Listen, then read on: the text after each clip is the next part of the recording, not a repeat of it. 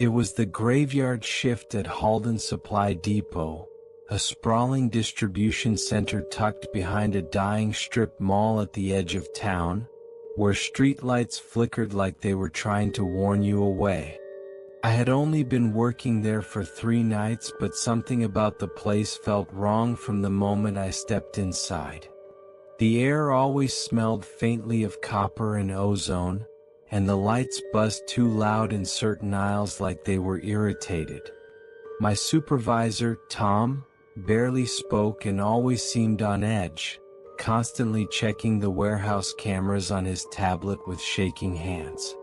That night, he left early and said he had a migraine, but before leaving he grabbed my wrist and said, "Whatever you hear, don't go near Section D. We haven't used it since the accident." He didn't explain what accident. I didn't ask. I should have. By midnight, the silence in the warehouse became so loud it felt like pressure in my ears. Rows and rows of shelves stretched into darkness even though the overheads were on. I was restocking shelves when the scanner gun started glitching, reading items that weren't there, printing labels that said things like "Don't look and it's watching." I thought someone was messing with me until I heard the pallets in Section B slam over like they had been shoved by a machine. I ran to check but found nothing except the cameras in that aisle all suddenly cut to static. I went to the control room to reset the system but found the door wide open even though I had locked it earlier. The monitors showed normal footage except one camera in Section D which now showed movement. A figure. Not walking. Gliding. Arms too long. Head tilted. I blinked and it was gone. I thought maybe it was an old tape glitching into the live feed. I shut the system down and told myself I imagined it. Around 2 a.m. the radio on my belt crackled and played a voice that sounded like mine but said, "Let me in." Over and over. Then silence. I dropped the radio and tried calling Tom but his number was disconnected. The emergency lights in Section D came on by themselves even though the breakers were off. I went to the security locker to grab a flashlight and found it filled with dead birds. No windows were open. No idea how they got in. When I turned to leave, the door closed by itself. I had to shoulder it open, and when I did, every motion sensor light in the warehouse flicked off one by one, starting from the far end and getting closer like something was crawling toward me just beneath the shelves. I ran back to the break room and hid inside the walk-in fridge. My breath fogged in front of me and I started hearing whispering from behind the racks of frozen meat. Not in a language I understood, but something deeper and older than sound. Then I saw fingers. Not connected to a hand. Just fingers dragging themselves slowly across the metal floor like pale spiders. I kicked the door open and ran back out into the warehouse. All the shelves had changed. They weren't the same aisles anymore. Some led nowhere. Some just ended in walls that weren't there before. I was trapped in a maze.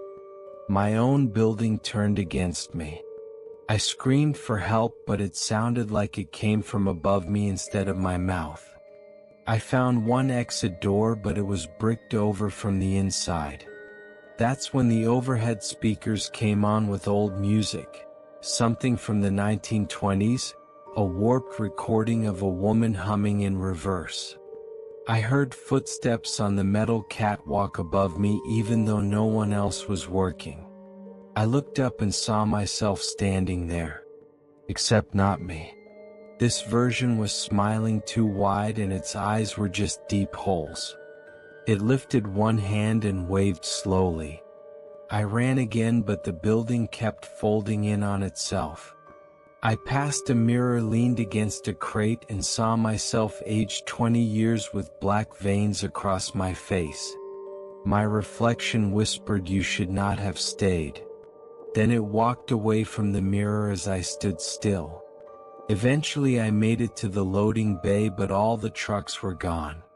Just tire marks and claw marks where they had been. I tried breaking a window with a fire extinguisher, but the glass bent like rubber. I turned around and the lights were out again. Then I heard someone breathing inches from my ear, but no one was there. I didn't pass out. I remember every second. I curled into the corner and waited for the sun to come. When it did, all the lights came back on. The shelves returned to normal. The exit door opened without resistance. I stumbled out, drove home, and quit without notice.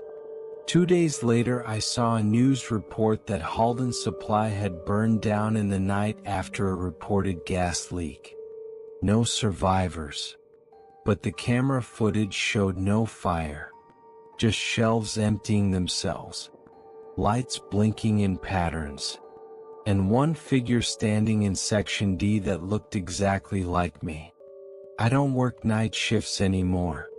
And sometimes at 2 a.m. I wake up to find that I'm standing in my hallway in full uniform with dirt on my boots and a barcode label on my chest that reads "Returned." The night shift at the old Hawthorne petrol station was always dead quiet, and that's exactly why I took it. Just one guy in a booth, a few late drivers, and a paycheck every Friday. But after 2 weeks of working alone past midnight, I started to notice things that weren't just odd, they were wrong, the kind of wrong that doesn't make sense until it's too late. The CCTV system had 4 cameras covering the pumps, the shop, and the back alley where the trash bins sat rotting under a dead streetlight. Every night around 2:11 a.m. the feed from camera 3 would glitch and go black for exactly 13 seconds, then return with a brief flash of static that showed a figure standing perfectly still at pump 4. When I rewound the footage, the frame was gone, like it never existed. I told my manager, but he just grunted and said everyone sees weird stuff out here late at night. One evening a man in a heavy raincoat came in even though it hadn't rained in days, and stood by the fridges without moving for almost 10 minutes, his back to me the whole time. I asked if he needed help, but he didn't reply. He just turned his head slightly, and I swear I saw the corner of his mouth stretched too far up, like a grin meant to mock the shape of a human smile.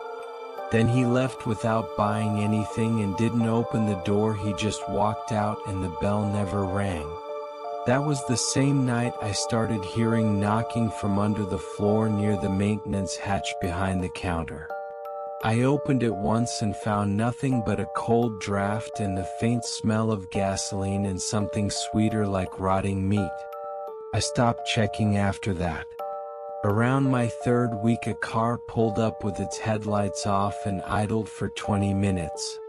When I went out to check, the window was fogged, and when I tapped on it the engine shut off by itself. No one was inside. I turned around to go back in and the booth lights shut off one by one like someone was following me. I barely made it inside before I heard the softest whisper coming from the intercom radio, repeating my name over and over in a voice that sounded like mine but wrong, like it was underwater, and smiling. The feed on the security monitors started flicking rapidly through frames. I never recorded images of me standing outside with my back turned, figures inside the booth watching me, and the raincoat man standing in the staff hallway even though the doors were locked. I unplugged the monitors and they kept playing. That same night I found the bathroom mirror completely black, like it had been painted with ink, and when I wiped it clean the reflection I saw was not me. It was an older version of myself, bruised and bleeding, smiling as it tapped on the glass from the other side. I smashed it with the flashlight and the lights in the entire building went out, leaving only the flicker of the pump displays glowing in the dark outside. I called the police, but the line connected to my own phone and I heard my voice whisper, "I'm already here." Then silence. A woman came in at 3 a.m. sobbing and covered in scratches, asking for help, saying she had run from something in the woods, but when I called for an ambulance she started laughing and her face contorted into someone else's, a completely different person, and she asked me how I got out the first time before walking into the cooler and vanishing. The next day, none of the receipts printed from that night, no customer data, no record of sales, and the surveillance logs had been wiped clean.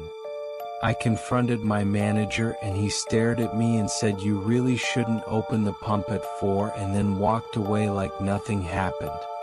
I hadn't told him which pump had the figure. I started keeping a journal hidden in the till, writing down everything each shift, and one morning I found a note in my own handwriting that said, "Do not trust the fuel, it feeds off memory."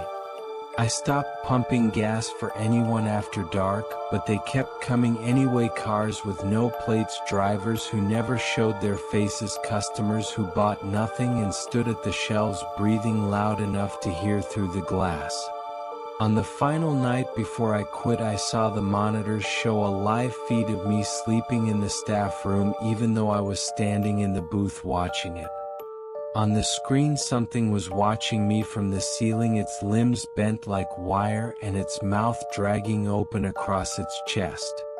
The building went cold and I turned to find the pump lights blinking in sequence, forming shapes that looked like letters spelling run. I did. I ran out through the back lot into the trees behind the station, where I swear the ground shifted under my feet like breathing skin. When I looked back, the petrol station was gone, just a dark field with a flickering sign half buried in the dirt. I woke up in my apartment covered in dried mud and smelling like gasoline. My work uniform was soaked in blood that wasn't mine. No one has heard of Hawthorne Station since. There's no record it ever existed. But every few nights I still get calls from the office line with static and the faint sound of a bell above a gas station door ringing like someone just walked in. The overnight shift at St. Aurelius Hospital was never supposed to be exciting, just routine patient checks, dimmed lights, quiet halls, and the occasional code blue. But after 6 nights working as a float nurse on the 3rd floor, I began to notice strange inconsistencies, small things like empty beds showing as occupied on my chart, or heart monitors recording activity for rooms with no patients. Room 313 was listed as closed under quarantine from a past flood, but every night around 3 a.m. the call light for that room would blink 3 times then shut off. The first time I reported it, the charge nurse looked at me too long and told me quietly to ignore anything from that room, and if I ever saw the door open I should close it without looking inside. I laughed, thinking she was messing with me, until I found a sticky note on my workstation the next night in my own handwriting that read, "Do not turn around." The security cameras outside room 313 glitched between 2:50 and 3:05 a.m., showing static and occasionally a tall, thin figure standing with its back to the door, sometimes holding what looked like 4 tubing in its hand. The cleaning staff refused to go near that hallway during night hours, claiming they heard gurneys moving and someone whispering code numbers that didn't exist. On my 8th night I passed 313 and the door was slightly ajar, even though it was always locked. Inside I saw an empty hospital bed and the reflection of someone standing behind me in the monitor screen, but when I turned around no one was there. I shut the door and told myself it was fatigue, but my badge scanner started locking me out of certain wings, and one day I found my access log showed multiple entries into room 313 even though I had never swiped into it. Patients began acting strange, some refused to sleep near the east wing, saying the woman in white kept watching them, and one elderly man screamed when I walked in and said, "You brought it with you." That same night I heard the code bell ring for a flatline in 313, but the patient list still showed it as empty. I walked to the door and heard breathing from the other side, slow, deep, uneven, like lungs that didn't belong to anyone living. I knocked once and the lights in the hallway flickered off for 5 full seconds. When they came back, the door was fully open and the bed was gone, just empty linoleum soaked in something dark that wasn't water. I backed away and found a folded patient gown in the hallway with my name written on the tag in red ink. I tried to call security, but the phone played only my voice crying for help in a loop, and behind it the sound of something dragging across tile. The CCTV replayed a moment I don't remember where I walked into 313 and closed the door behind me at 3 a.m. sharp. The next night the hallway to the east wing felt longer than usual, like the walls had moved, and I swear the emergency exit was missing. The walls had deep scratch marks near the base, and the scent of antiseptic was gone, replaced by something sour and metallic. A doctor I had never seen before appeared at the nurse's station and asked for my chart, then whispered "See you in 313" before vanishing around the corner. When I checked with the admin office, no such doctor was on the payroll. My own reflection began to lag behind in mirrors, and the staff fridge was filled with used syringes that no one claimed. I left my shift early and went home, but I found my scrubs laid out on the couch, soaked in saline and marked discharge sign by me. My home phone rang once at 3:13 a.m. and the caller ID read room 313. I never answered. The next night I arrived at work and no one was there. The whole 3rd floor was silent, the lights dimmed, the call monitors blinking randomly. In the window reflection I saw all the patients standing silently in their rooms facing the walls, and one figure in white slowly walking toward my station with her head tilted and her arms dangling like marionette strings. I don't remember falling asleep, but I woke up in a hospital bed in room 313 with a monitor showing no pulse and a tag on my wrist labeled expired.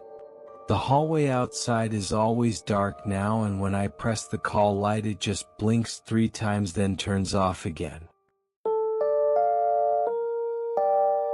I worked night security at a decommissioned government facility 10 miles out of town, surrounded by fences, motion sensors, and empty fields, the kind of post where nothing happens, and that's why I took it. I was alone in a small surveillance room with 15 black and white monitors, a coffee machine, and a steel-reinforced door that had not been opened in 20 years according to the logbooks. The building had 3 floors underground, all sealed off except for the top level where I was stationed. Every shift started the same: a quick walkthrough of the perimeter, a scan of the monitors, and then 6 hours of silence. But on my 7th night I noticed something strange. The motion sensor in Sector C3 blinked on, even though that hallway was sealed and had no air vents or power sources. I thought it was just a glitch until I looked at the feed and saw a man standing in the middle of the corridor, his face turned toward the camera, unmoving, no ID badge, no uniform, just a janitor's jumpsuit and a frozen smile. When I looked back 2 seconds later, he was gone, not walked away, just disappeared, and the feed cut to black for 10 seconds. I called my supervisor, but the line rang once, then played a recording of my own voice asking what took you so long, followed by static and then nothing. I reset the system and returned to my logbook, only to find 3 new entries written in shaky handwriting, not mine, all dated for the next 3 nights, each one ending with the phrase "he's watching." The next night all 15 monitors went black at 3 a.m. and came back on, showing live feeds of other buildings, ones I didn't recognize. One was a daycare, one a diner, and one a hospital hallway, and in each feed the same man from Sector C3 stood watching the camera, his head tilted slightly and hands at his sides. When I unplugged the monitors they kept running. When I covered them with paper the images bled through like they were burned into the screens. On the ninth night, I caught my reflection lagging behind in the window glass behind the control desk. It stared too long and then blinked independently. I walked the hallway toward the locked levels and saw a faint light glowing from under the door to the stairwell, and the handle was warm like someone had just used it. I opened it against protocol and walked down the stairs, which felt too long, like they spiraled downward beyond what the blueprints allowed. I reached a sublevel marked 1A, which didn't exist on any map, and found a room filled with dozens of monitors, all showing me sitting in the control room from various angles. I turned to leave but found the man in the jumpsuit now standing just behind me in the reflection of one of the screens, though the room was otherwise empty. His eyes were completely black and his smile had grown past his cheeks as if it had been carved wider. I ran back upstairs and locked myself in the booth, but found my own reflection now wore a jumpsuit and watched me from the blackened monitor screens. The phone rang again and I picked it up against every instinct and heard myself whisper, "I see what you see now." The door began rattling as if someone on the other side was trying to get in, but I was 5 floors up and no one else had clearance for the building. The rattling stopped only when I said out loud, "I will keep watching." Everything returned to normal after that. The cameras showed empty halls, the lights flickered less, and even the motion detectors calmed down, but every time I looked away I could feel a weight in the room, like eyes pressing into the back of my skull, and the reflection on the glass no longer moved with me. On my final shift I arrived and found the control room door already open and the monitors running footage of me entering the booth wearing the jumpsuit, not my uniform. I sat down anyway, like something in me had agreed to this already. At 3 a.m. sharp, the lights in the entire building went out and the monitor displayed one single message in red text: "You look back." The screen then showed the camera feed from Sector C3 and I saw myself sitting in the hallway staring at the camera, frozen and smiling exactly like the man I had seen days earlier. I reached for the power switch and found my hand shaking as if it belonged to someone else, and when I looked down my fingers were covered in black soot. The radio crackled one last time and played a whisper in my voice that said, "We are always watching now." I do not remember falling asleep, but I remember waking up in total darkness, surrounded by screens showing me from angles that do not exist, each image flickering just slightly out of sync. I have not left the booth in 3 nights. The coffee machine no longer works. The monitors never turn off. And now when the next guard arrives for his shift, he will see a man in a jumpsuit sitting in the dark, not moving, with a smile too wide and eyes too black to be human.